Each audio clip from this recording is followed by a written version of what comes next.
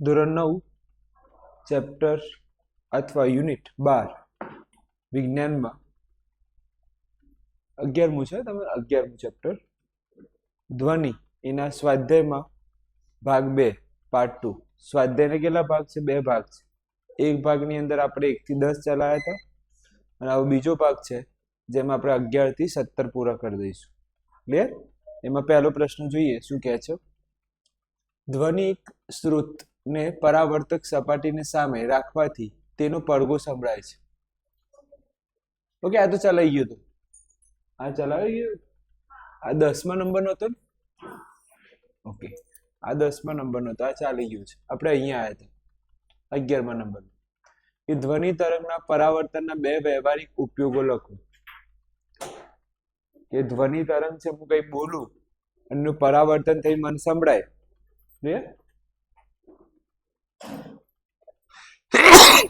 જય શ્રી કૃષ્ણ. તો પરાવર્તન થઈને મને સંભળાય જે વસ્તુ, એના ઉપયોગો સમજાવવાના છે. કે એના કોઈ ઉપયોગો ખરા એવા કોઈ વસ્તુનો ઉપયોગ થતો હોય? ઓકે, ધ્વનિ પરાવર્તન. તો જોઈએ પહેલું કયું છે? કયું છે? મેગાફોન. બીજું કયું? 2 માંથી એક લખો. બંનેમાંથી કોઈ એક લખવાનું, તમને જે ગમે. તો મને ખબર તમને લાઉડ સ્પીકર સારું લાગશે. તો લાઉડ સ્પીકર. પછી શું છે? હોર્ન. પછી તુરી. તુરી તથા બીજું શું આવ્યું? શેનાઈ. ની અંદર જ્યારે આપણે વગાડીએ છીએ ત્યારે ધ્વનિ બધી જ દિશામાં ફેલાય. ફેલાવાના બદલે ફક્ત એક ચોક્કસ દિશામાં ગતિ કરે છે. તો પહેલો જે મુદ્દો છે શું કહે છે? કે લાઉડ સ્પીકર હોય, શહેનાઈ હોય, તુરી હોય, એ બધી દિશામાં ફેલાવાની જગ્યાએ કોઈ ચોક્કસ દિશામાં શું થાય છે? ફેલાય છે. ક્લિયર? એક ચોક્કસ દિશામાં એ ફેલાય છે. પહેલો મુદ્દો ખબર પડી ગયા છે. બીજો મુદ્દો, આ તમે શબ્દ સાંભળ્યો હશે, સ્ટેટોસ્કોપ. ઓકે, સ્ટેટોસ્કોપ એ મેડિકલ ઉપકરણ છે. ઓકે, સ્ટેટોસ્કોપ શું છે? એક મેડિકલ ઉપકરણ છે જે શું માપવા માટે ઉપયોગી થાય છે? કે હૃદય અને ફેફસામાં ઉત્પન્ન થતી ધ્વનિને સાંભળી શકાય છે. તો જે હૃદય અને ફેફસામાં જે ધ્વનિ ઉત્પન્ન થાય છે એક પરાવર્તનના કારણે સંભળાય છે. ધ્વનિ પરાવર્તન થાય, ધક ધક અથડાઈ અને પાછું સંભળાય. તો ધ્વનિ પરાવર્તનમાં પહેલો કયો છે ઉપયોગ? તુરી, શહેનાઈ ને સંગીતના જે પેલા સાધનો છે એની વાત કરી, એ ચોક્કસ દિશામાં એની ધ્વનિના તરંગો ફેલાય છે. બીજો મુદ્દો શું? સ્ટેટોસ્કોપ. એ સ્ટેટોસ્કોપનો ઉપયોગ શું થાય? સ્ટેટોસ્કોપનો ઉપયોગ એ કે ભાઈ હૃદય અને ફેફસાના હૃદય અને ફેફસાને આપણે શું કરી શકીએ? ધ્વનિ સાંભળી શકીએ છીએ. પછી શું છે? કોન્સ્ટન્ટ હોલ, છત વક્રાકાર હોય છે. એટલે કે કોઈ હોલ એની છત કેવી હોય છે? વક્રાકાર હોય છે. જે પરાવર્તન બાદ એ હોલના દરેક ખૂણે અવાજ પહોંચે છે. દરેક ખૂણે શું પહોંચે છે? અવાજ પહોંચે છે. 3 મુદ્દા લખવાના છે.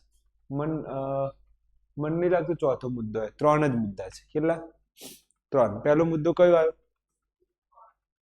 લાઉડ સ્પીકર, શહેનાઈ ચોક્કસ દિશામાં જાય. બીજો મુદ્દો સ્ટેટોસ્કોપ, હૃદયના ધબકારા, ફેફસાના ધબકારા. ત્રીજો મુદ્દો શું આવ્યો?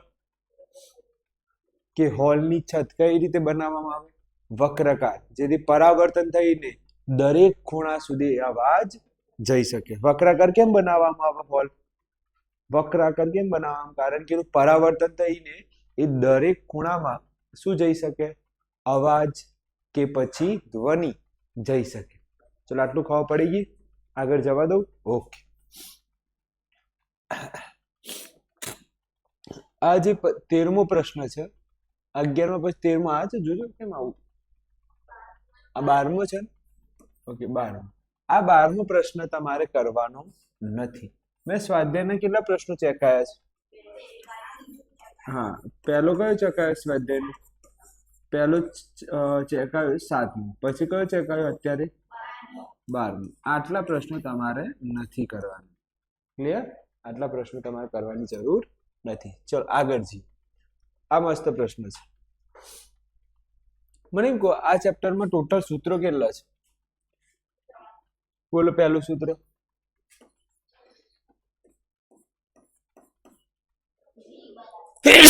જય શ્રી કૃષ્ણ. પહેલું સૂત્ર ઓહો મ્યુ બરાબર 1/t. બીજું સૂત્ર v બરાબર લેમ્ડા બાય ટી. ત્રીજું સૂત્ર v બરાબર લેમ્ડા ગુણ્યા મ્યુ. આ 3 સૂત્ર છે. હવે ધ્યાનથી જો, અહીંયા તમારે શું માંગ્યું છે તમને? આવૃત્તિને શું બોલાય? ન્યુ. ન્યુ બોલાય. ઓકે, આવૃત્તિને શું બોલાય? ન્યુ. ઓકે, તમને શું આપ્યું છે રકમમાં? શાંતિથી વાંચીએ તો એક આપ્યો છે તમને વેગ. શું આપ્યો છે? વેગ. વેગને લખાય શું? ઓહો, 9 આ 10મું ધોરણ ચાલુ થઈ ગયું યાર. ચલો અહીંયા ધ્યાન આપજો. હા, વેગને શું લખાય? v લખાય. વેગને શું લખાય? v કેટલા આપ્યા છે? મીટર પર સેકન્ડ. બીજું તરંગ લંબાઈ આપી છે. બીજું શું આપી છે? તરંગ લંબાઈ. એ કેટલી છે? સેન્ટીમીટર. ક્લિયર? હવે ધ્યાન આપો, અહીંયા તમારે એક વસ્તુ ઓબ્ઝર્વેશન કરવાનું છે કે અહીંયા તમને મીટર આપ્યા છે. ધ્યાનથી જો, અહીંયા શું આપ્યા છે? મીટર. અને અહીંયા શું આપ્યા છે? તો આ સેન્ટીમીટરને સામે ફેરવી દેવાનું? મીટર. તો સેન્ટીમીટર ને આપણે મીટરમાં ફેરવવું હોય તો તમે મને એમ કહો, 1 મીટર બરાબર કેટલા સેન્ટીમીટર? 100 સેન્ટીમીટર. ક્લિયર? એટલે કે ધ્યાનથી જો, તો મારે મીટરમાંથી સેન્ટીમીટરમાં જવું. શું બોલું છું હું? સેન્ટીમીટર. તો મારે ગુણ્યા શું કરવા પડે? 1 ને હું કેટલા વડે ગુણું? 100 વડે ગુણું. આ 1 છે 1. આ 1 ને કેટલા વડે ગુણું? 100 વડે ગુણું તો એ શામાં ફેરવાઈ જાય? સેન્ટીમીટરમાં. હવે ઊંધું, મારે સેન્ટીમીટરમાંથી શામાં જવું છે? મીટરમાં. તો ભાગ્યા શું કરવાના? 100. ભાગ્યા શું કરવાના? 100. તો હું સેન્ટીમીટરમાંથી શામાં જતો રહીશ? મીટરમાં. તો આ જે મને આપ્યું છે તેને મારે ભાગ્યા કેટલા કરવાના? 100 કરું તો હું શામાં જતો રહીશ? મીટરમાં જતો રહીશ. હું શામાં જતો રહીશ? મીટરમાં. તો હવે ધ્યાનથી જો, 15 કેટલા મીંડા છે નીચે? 2. તો આ પોઈન્ટ કેટલા આગળ જશે? 2 અંક. ઓકે, અહીંયા તો આ 1 અને આ 2, તો અહીંયા પોઈન્ટ આવી જશે. તો ધ્યાનથી જો, આ તમારો જવાબ. સર હજી ખબર પડી નહીં. સરખું સમજાવો. સરખું સમજાવો. જો તમને એટલું તો ખબર છે ને કે 1.5 ભાગ્યા શું કરવાના છે? ઓકે, આટલું તો તમને ખબર છે. ચલો પેલા પોઈન્ટ કાઢી લઈએ આપણે. શું કાઢી લઈએ? પોઈન્ટ. ચલો હું પોઈન્ટ કાઢું તો નીચે કેટલા આવી જાય? હા, કેટલા આવી જાય? 10. કારણ કે પોઈન્ટ પાસે કેટલો આંકડો છે? 1. તો હું પોઈન્ટ કાઢી લઉં તો નીચે કેટલા આવી જાય? 100. હવે મને કહો નીચે કેટલા મીંડા છે? ટોટલ મીંડા કેટલા છે? 3 છે. હવે ટોટલ 3 મીંડા હોય, આપણે ગુણાકાર જ કરી દઈએ. નીચે ટોટલ કેટલા મીંડા છે? 3. અને ઉપર કેટલા આંકડા છે? 2 આંકડા છે. તો હજી એક આંકડો હું લખું. ચલો હું એક આવું લખી શકું? જોજો લખાય કે ના લખાય? લખાય. અને નીચે શું કરી દઉં હું? 1000. હવે મને કહો નીચે કેટલા મીંડા છે? 3. તો હવે હું 3 આંકડા આગળ પોઈન્ટ મૂકીશ. કેટલા આંકડા આગળ પોઈન્ટ? આટલું તો ખબર પડી. ફરીથી અહીંયા પોઈન્ટ દૂર કર્યું. પોઈન્ટ દૂર કરો તો નીચે કેટલા લખાય? કેટલા લખાય? 10. 10 ગુણ્યા 100 કેટલા થાય? 1000. હવે આ 15 છે. 15 ને મેં શું લખ્યું? હા. હવે નીચે મીંડા કેટલા છે? 3. તો હું પોઈન્ટ મારે કેટલા આંકડા આગળ આવું? 3 અંક આગળ પોઈન્ટ આવું. કેટલા અંક આગળ પોઈન્ટ? 3 અંક. ચલો આપણે અંક ગણીએ. 1 2 3. તો આની આગળ શું આવી જશે? પોઈન્ટ આવી જશે. ઓકે, અત્યારે આપણે કરતા નહીં. આપણે અહીં સાહેબ પૂછો ફટાફટ. ફટાફટ પૂછો. હા રેડો પૂછીએ. આપણે કેટલા પોઈન્ટ આગળ મીંડો લાવવાનો છે? હા, તો આપણે જો 0.1 2 3 અહીંયા શું લાવી દઉં પોઈન્ટ, અને આગળ કઈ ના હોય તો શું લખ દઉં 0. હવે ખબર પડી તમને? હવે ખબર પડી ગઈ? હવે મને એમ કહો સર, આપણે જોડે લેમડા છે, વી છે, ન્યુ શોધવાના છે, કયું સૂત્ર આવે?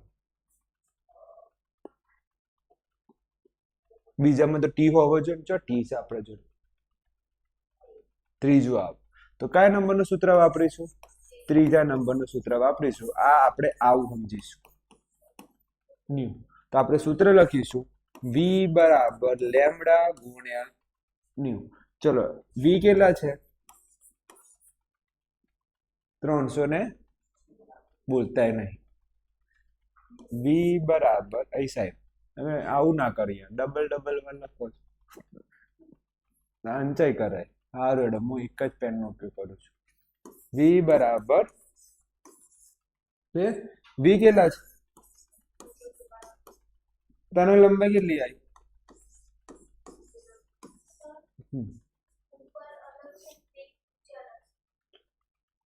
એટલે સોરી, મારે લખવામાં ભૂલ થઈ ગઈ. આ લખો, આની વાત કરો. હા, તો એ તમે, હું મારે લખવામાં ભૂલ થઈ ગઈ. તમે બોલો કે સાહેબ વેગ છે ને આટલો આપ્યો છે. વેગ કેટલો? વેગ કેટલો? અલા યાર, ચા મસ્તી કરે આજે, મસ્તી બહુ કરે છે આપી. તમારે લખવામાં ભૂલ થઈ ગઈ છે બેન. અહીંયા કેટલા લખું? 349. ક્લિયર? ઓકે. હવે આ જે છે એ ક્યાં મૂકું? ગુણાકારમાં છે, ક્યાં જાય? ભાગાકારમાં. ચલો ભાગાકાર કરો, ભાગાકાર કરો અને મને કહો કેટલો જવાબ આવે છે. ચલો હું મારી રીતે ભાગાકાર કરી લઉં છું ચોપડામાં. ચલો ચોપડો લાવો. બસ બસ, પેન આપી દો મને. બસ પેન આપી દો. બસ ઓકે, હું ભાગાકાર કરું છું. તમે ભાગાકાર કરો. 3 3 9 ભાગ્યા 0.015. તો જવાબ આવે છે 22,600.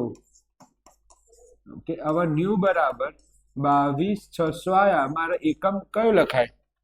આવૃત્તિનો એકમ શું આવે? હર્ટ્ઝ. શું આવે? હવે આગળ જોઈએ કેટલી આવૃત્તિ હશે. શું આ શ્રાવ્ય ધ્વનિ છે? શ્રાવ્ય ધ્વનિ કોને કહેવાય? કોણ કહેશે? શ્રાવ્ય ધ્વનિ કોને કહેવાય? 20 હર્ટ્ઝ થી કેટલું હોય? હા, તો આને શ્રાવ્ય ગણાય? ની વચ્ચે. આને ગણાય કે ના ગણાય? આને શ્રાવ્ય ધ્વનિ કહેવાય. આને ગણાય? કેમ? 22,000 છે તો લખવાનું અહીં ધ્વનિ આવૃત્તિ 20,000 કરતા વધુ છે. કેવી છે? 20,000 હર્ટ્ઝ કરતા વધુ છે, એટલે આ સાંભળી શકાય નહીં તથા આ શ્રાવ્ય ધ્વનિ નથી. ખબર પડી ગઈ? મેં આ લાઈન તો પહેલાથી જ લખી દીધી. વચ્ચે ફક્ત શાના માટે જગ્યા છોડી? દાખલો ગણવા માટે. ખબર પડી ગઈ? તો તમારા દાખલામાં શું લખવાનું? પહેલી લાઈન આ લખવાની, બીજી લાઈન આ લખવાની, ત્રીજી લાઈન આ લખવાની, ચોથી લાઈન આ લખવાનું. ક્લિયર? જવાબ લખવાનો અહીંથી. જવાબ ક્યાંથી ચાલુ કરવાનો? અહીંથી ચાલુ કરવાનું. ખબર પડે છે? એટલે આ બધું લખવું પડે. ના લખો તો માર્ક ના મળે. સીધું પછી તમે આમાં ડાયરેક્ટ સૂત્ર થપકારો એ ના મેળ. ક્લિયર છે? તો પહેલી વી લખ્યું, પછી તરંગ લંબાઈ શું શોધવાનું છે? ન્યુ શોધવાનું છે. સૂત્ર મૂક્યો અને જવાબ લાવી દીધો. અને ધેન છેલ્લે તમારે લખવાનું કે આ શ્રાવ્ય ધ્વનિ નથી. આ શ્રાવ્ય ધ્વનિ નથી. આવડી ગયું? કયો દાખલો પૂરો થયો? 13મા નંબર. ચલો આગળ જઈએ. હવે કયો આયા? હા, અનુરણ શું છે? તે કેવી રીતે ઘટાડી શકાય? તે કેવી રીતે ઘટાડી શકાય? ધ્યાન આપજો. ધ્વનિ ઉત્પન્ન થવાનું બંધ થયા બાદ, ધ્વનિ ઉત્પન્ન બંધ થયા બાદ વારંવાર પરાવર્તનના લીધે ધ્વનિ મળે તેને શું કહેવાય? અનુરણ. 2 વાર ધ્વનિ મળે તો પડવો, અને વારંવાર પરાવર્તન લીધે ધ્વનિ મળે તો અનુરણ. આવડી જાય ને વ્યાખ્યા? એકદમ 2 વાર ધ્વનિ મળે તો પડઘું. અને વારંવાર પરાવર્તન લીધે ધ્વનિ મળે તો અનુરણ કહેવાય છે. ક્લિયર? અનુરણ ઓછું કરવા માટે આપણે હોલની છત, શું લખું છું હું? હોલની છત અથવા દિવાલ પર શું લગાવીએ છે? ધ્વનિ શોષક પદાર્થ લગાવવામાં આવે છે. મને નહીં લાગતું આ બે લાઈન ભારે હોય. સાચું કહેજો, ભારે લાગે છે? પહેલી લાઈન શું હતી? અનુરણ કોને કહેવાય? ઓકે, અવાજ બંધ થયા બાદ અથવા ધ્વનિ બંધ થયા બાદ વારંવાર પરાવર્તનના કારણે ધ્વનિ સંભળાય છે તેને અનુરણ કહેવાય છે. હોલની છત અથવા દિવાલ પર ધ્વનિ શોષક પદાર્થ લગાવવામાં આવે છે. ક્લિયર છે? 14 નંબરનું પૂરું. હવે આપણે કયા નંબરનું આયા? 15મા નંબરનું. ચલો આગળ જઈએ. જોઈ લેજો, 15 જ છે, કેમ કે ઓકડા આગળ પાછળ થઈ ગયા. જોઈ લેજો. ઓકે, ચલો 15. ધ્વનિ પ્રબળતા એટલે શું? યાદ કરો, ધ્વનિ પ્રબળતા કોની યાદ છે? મૃદ ધ્વનિ. હા, યાદ આવે છે ભાઈ મૃદ ધ્વનિ? હું તમને કહું ભાઈ 100 નું વોલ્યુમ ચાલતું હોય તો મારા માટે મને નોર્મલ લાગે, પણ બીજા માટે કેવું લાગે? ઓકે, તો જોઈએ હવે આપણે એમાં કે પ્રબળ ધ્વનિ પ્રબળતા એટલે શું, તે કઈ બાબત ઉપર આધાર રાખે છે? કઈ બાબત ઉપર આધાર રાખે છે? સમજાવો. કઈ બાબત ઉપર આધાર રાખે છે તે તમારે સમજાવવાનું છે. ચલો ચાલુ કરીએ. પહેલો મુદ્દો, ધ્વનિ કંપ વિસ્તારની માનસશાસ્ત્રીય સમજ કે અથવા શરીર વિજ્ઞાન સંબંધિત જે ધ્વનિ પ્રબળતા કહેવાય છે. તો તમારે આ લાઈન નથી લખવાની, તમારે તો આ લાઈન લખવાની છે. કઈ? કે પ્રબળ ધ્વનિ અને બીજી કઈ ધ્વનિ? મૂળ ધ્વનિ વચ્ચેનો તફાવત એ કોના દ્વારા ખબર પડે? શ્રોતાના કાનની સંવેદના દ્વારા નક્કી થાય તેને શું કહેવાય? ધ્વનિ પ્રબળતા કહેવાય છે. તો તમારે કઈ વ્યાખ્યા યાદ રહે? ઉપરવાળી કે નીચેવાળી?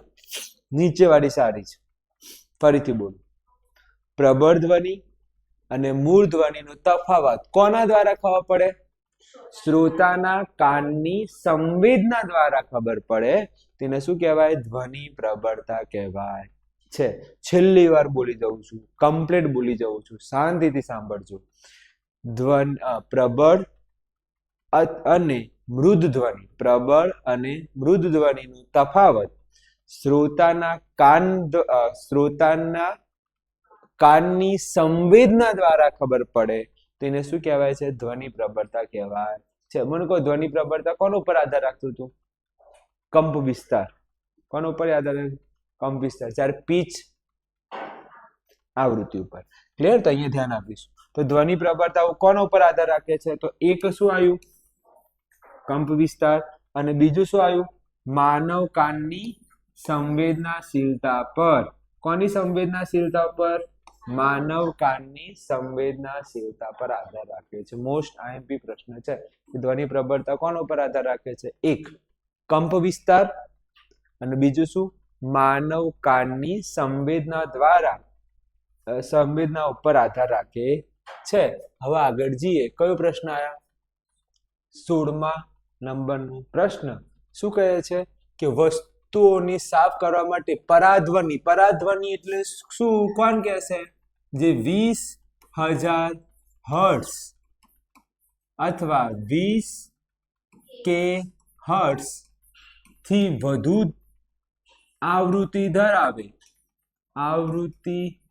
ધરાવે તેવી ધ્વનિ ને શું કહેવાય છે? શું કહેવાય છે? પરાધ્વનિ કહેવાય છે. તો પરાધ્વનિ સાફ સફાઈ માટે કઈ રીતે ઉપયોગી છે? યાદ કરો, મેં પરાધ્વનિને બહુ ડિટેલમાં ચાલ્યું હતું. આપણે ઓનલાઈન નતું લીધું લેક્ચર, પેલી બાજુ લીધું હતું, એક જ પ્રશ્ન ચલાવ્યો હતો. તો પરાધ્વનિ છે જે એ સાફ સફાઈ માટે કેવી રીતે વપરાય તો એના વિશે વાત કરીશું. તો પહેલું, જ્યાં પહોંચવું કઠિન હોય, જેમ કે કઈ? સર્પિલાકાર નળી. કઈ નળી છે? સર્પિલાકાર નળી. બીજી કઈ? વિષમાકાર ભાગો. વિષમાકાર ભાગો, બીજું કયું ઇલેક્ટ્રોનિક ઘટકો જેવા સાફ કરવા માટે, શું કરવા માટે, સાફ કરવા માટે સફાઈ દ્રાવણમાં રાખીને, કયા દ્રાવણમાં રાખીને, સફાઈ દ્રાવણ, સફાઈ કરવાનું લિક્વિડ હોય, સફાઈ કરવાનું શું હોય, લિક્વિડ, તો એ બધાને ક્યાં રાખવાના, દ્રાવણમાં રાખ્યા, સફાઈ કરવાના દ્રાવણમાં રાખીને તેના ઉપર શું આપાત કરીશું, પરાધ્વનિ આપાત કરવામાં આવે છે. ક્લિયર? ધ્યાનથી જો, પહેલો મુદ્દો આ, બીજો મુદ્દો આકાર, ત્રીજો મુદ્દો આવે છે સફાઈ કરવા માટે સફાઈ દ્રાવણમાં નાખવામાં આવે છે અને એના પર શું, પરાવર્તિત આપાત. તો ચલો ફરી એકવાર જોઈ લઈએ. જ્યાં પહોંચવું કઠિન હોય, ઉદાહરણ તરીકે સર્પિલાકાર નળી, વિષામાકાર ભાગો, ઇલેક્ટ્રિક ઘટકો, ઓકે, ને સાફ કરવા માટે સફાઈ દ્રાવણમાં રાખવામાં આવે છે અને તેના ઉપર શું આપાત કરવામાં આવે છે, પરાધ્વનિ આપાત કરવામાં આવે છે. ક્લિયર? ત્યારે પરાધ્વનિ ઉચ્ચ આવૃત્તિના કારણે, પરાધ્વનિમાં કઈ આવૃત્તિ છે, ઉચ્ચ આવૃત્તિ છે, એટલે 20,000 હર્ટ્ઝથી વધારે પડતી આવૃત્તિ છે.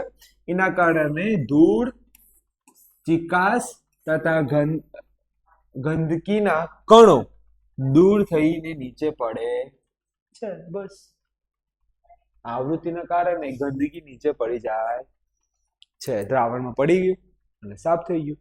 કઈ ભારે લાગ્યું બે મુદ્દામાં? એવું કોઈ લાઈન આવી કે જે ખબર ના પડી હોય? કમ્પ્લીટ? કે ભાઈ પરાધ્વનિ ઉચ્ચ આવૃત્તિ ધરાવે છે અને તેના ઉપર આપાત કરતા ચિકાસ, ગંદકીના કણો નીચે પડી જાય છે. હવે કયો પ્રશ્ન આવે આપણે?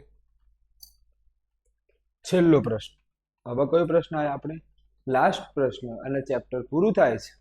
કાલે આપણે ગણિતમાં પેલું ચેપ્ટર ચલાવીશું. કયું? 9મું ચેપ્ટર ગણિતમાં. ક્લિયર? આગળ જઈએ. હવે વાંચો. કોઈ ધાતુના બ્લોકમાં રહેલી ખામી શોધવા માટે, મોટા મોટા બ્લોક હોય, કહો પુલ હોય, બ્લોક હોય, એમાં ખામી શોધવા માટે પરાધ્વનિનો ઉપયોગ કેવી રીતે થાય છે?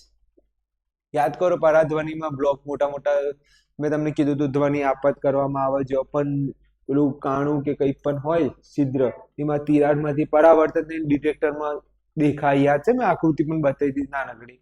એ જ વસ્તુ લખવાની છે, એ જ વસ્તુ લખવાની છે. આકૃતિ જોઈ લો, આકૃતિ દોરવી પડશે. આ રીતે પરાધ્વનિ આપાત કરી અને અહીંયા શું છે? ડિટેક્ટર છે. અને જ્યાં ખામી હશે ત્યાંથી પરાધ્વનિ શું થઈ જશે? આમ હતું, આમ ગઈ, પાછું શું થઈ જાય?